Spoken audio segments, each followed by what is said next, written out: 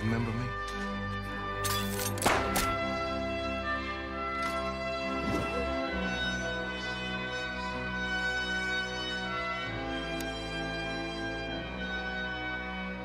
I like the way you die, boy.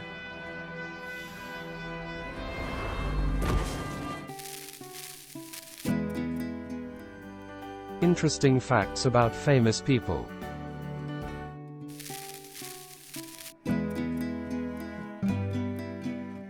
Revenge westerns.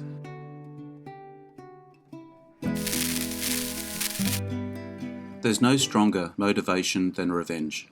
When you pair that with a western, how do you lose? Some of the best westerns in the genre are based on revenge. Today let's look at some of the best examples out there. If you enjoy this video, hit the notification button to get my new videos. Head over to my channel if you want to check out my many other videos. The link is in the description. Please take a moment to like and subscribe to the channel as well. I do appreciate it. Let's get into it.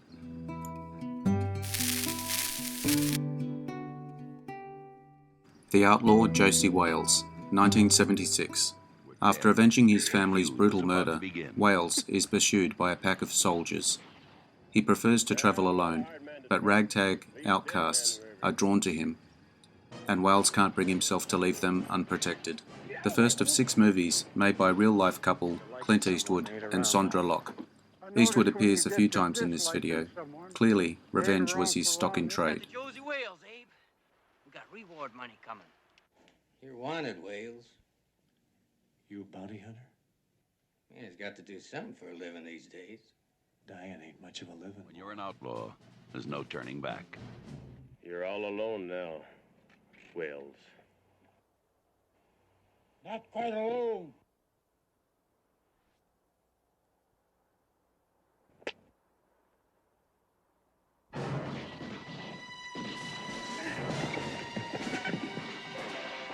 He lives by the gun. He lives by his word. And he lives for revenge. Unforgiven, 1992. William Money is a retired, once ruthless killer, turned gentle widower and hog farmer. To help support his 2 motherless children, he accepts one last bounty hunter mission to find the men who brutalized a prostitute. Joined by his former partner and a cocky greenhorn, he takes on a corrupt sheriff. The script floats around Hollywood for almost 20 years. Gene Hackman read and rejected it, only to be later convinced by Clint Eastwood, who had owned the rights for some time, to play a role. And we'll hit all the farms and the trails to make a big circle. Skunks.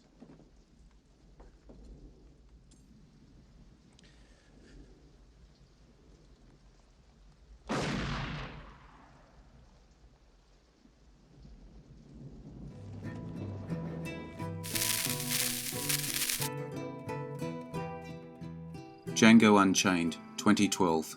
With the help of a German bounty hunter, a freed slave sets out to rescue his wife from a brutal Mississippi plantation owner. With a budget of $100 million, this is Quentin Tarantino's most expensive film. Christoph Waltz concluded his Oscar acceptance speech for this film with, "Sorry, couldn't resist," a reference to his character's final line on screen, "I'm sorry, I couldn't resist."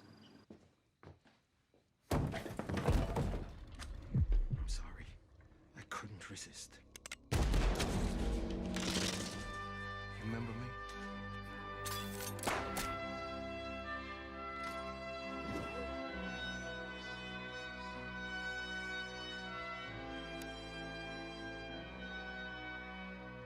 I like the way you die, boy.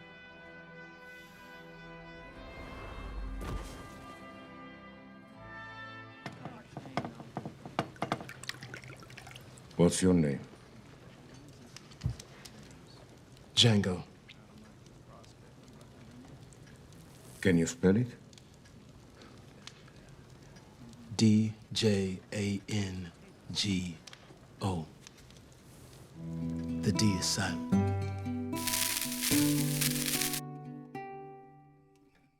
Tombstone, 1993.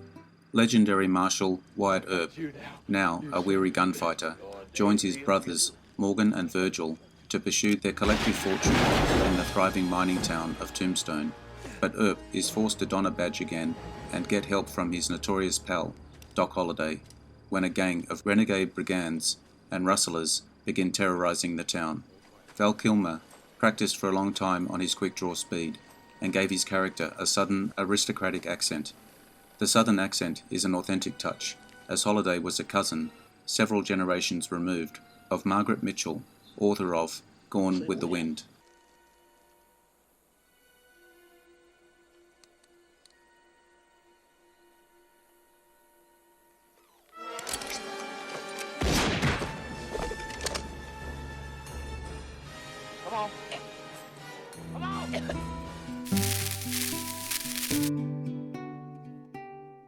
True Grit, 2010.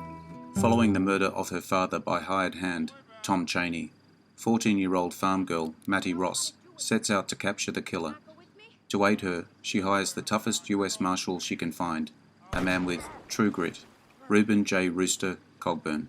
Mattie insists on accompanying Cogburn, whose drinking, sloth, and generally reprobate character do not augment her faith in him. Against his wishes, she joins him in his trek into the Indian Nations in search of Chaney. They are joined by Texas Ranger LaBeouf, who wants Chaney for his own purposes. The unlikely trio find danger and adventure on the journey, and each has his or her grit tested.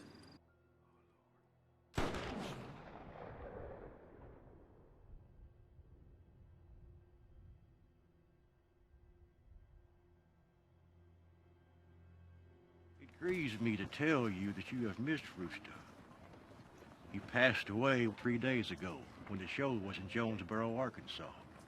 Buried him there in the Confederate cemetery. Reuben had a complaint what he referred to as night hoss, and I believe the warm weather was too much for him. Soldier Blue, 1970. After a cavalry group is massacred by the Cheyenne, only 2 survivors remain. Honus, a naive private devoted to his duty, and Cresta, a young woman who had lived with the Cheyenne 2 years and whose sympathies lie more with them than with the US government. Together they must try to reach the cavalry's main base camp. As they travel onwards, Honus is torn between his growing affection for Cresta. According to actress Candace Bergman, a large van full of prosthetics was brought in during the filming of the violent battle sequences, full of dummy body parts and animatronics. One of Donald Pleasance's personal favourites among the films he made.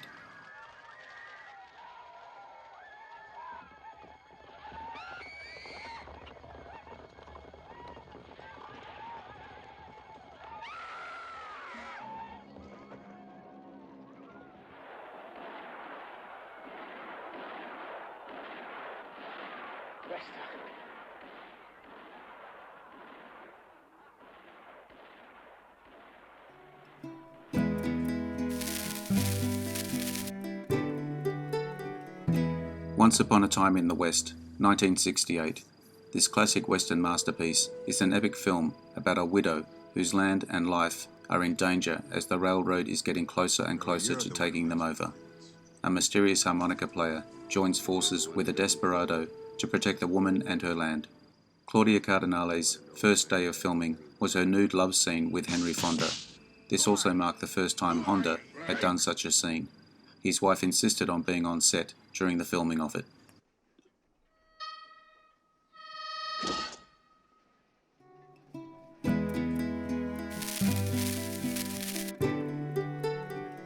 Nevada Smith, 1966. Nevada Smith is the young son of an Indian mother and white father. When his father is killed by 3 men over gold, Nevada sets out to find them and kill them. The boy is taken in by a gun merchant. The gun merchant shows him how to shoot and to shoot on time and correct. Suzanne Plachette once said in an interview that her love scenes with Steve McQueen in the movie were horribly awkward for both of them, as they had enjoyed a completely platonic friendship since she first came to Hollywood, and he had very much taken on the role of big brother to her.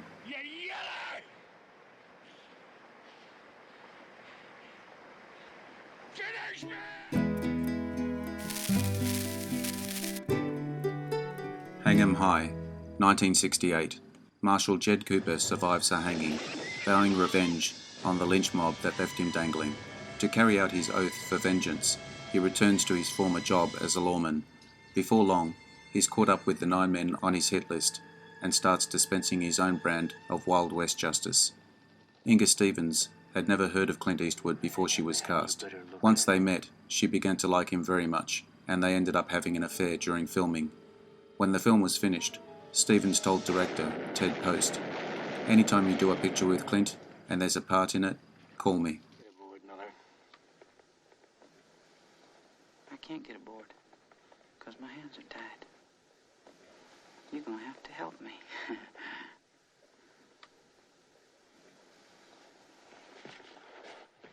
I said get aboard. You ain't never gonna get me alive to Fort Grant, boy. The Quick and the Dead, 1995. A mysterious woman comes to compete in a quick draw elimination tournament in a town taken over by a notorious gunman. There is a scene where Gene Hackman lightly slaps Sharon Stone. It wasn't scripted, and Stone's reaction is real. Sharon Stone handpicked Russell Crowe to be in this film. The studio was initially unsure about this choice because Crowe was a complete unknown to the American audience.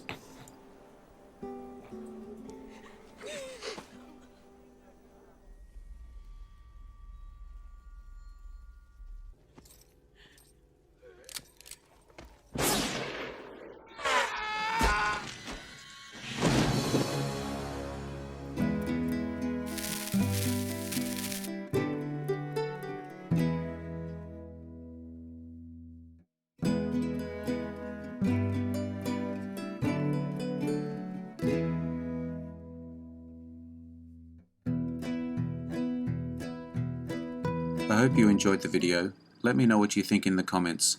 I appreciate your likes and subscribers. Hit the notification button to get my new videos. Take a look at my channel and check out my Facebook page. The links are in the description. I am Wrangler. Bye for now. See you again soon.